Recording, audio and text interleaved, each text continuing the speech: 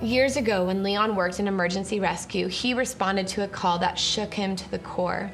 A mother had lost control of her car, crashing into a telephone pole. Although everyone else was fine, one daughter had secretly taken her seatbelt off.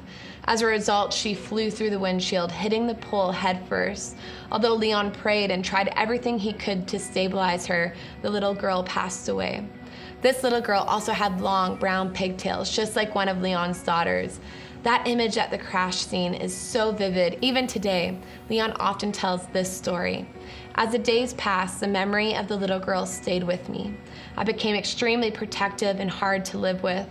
Fear began to grip my heart that I might lose one of my kids. I finally realized that I had stopped trusting God. Over the few weeks that followed, I studied His promises for me and my family and began to regain my faith and trust in Him. Are you facing a fear that resulted from a trauma in your life? Replace that fear and meditate on God's promises today and every day. Before you know it, you will regain an amazing, confident trust in Him and a sense of peace that surpasses any fear. Matthew 28:19 says, "Go and make disciples of all the nations."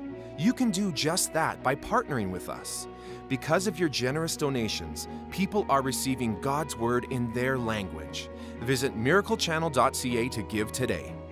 Starting your day in God's Word is the best way to find encouragement, peace, and joy. If this devotional has helped you, show your appreciation by donating to this ministry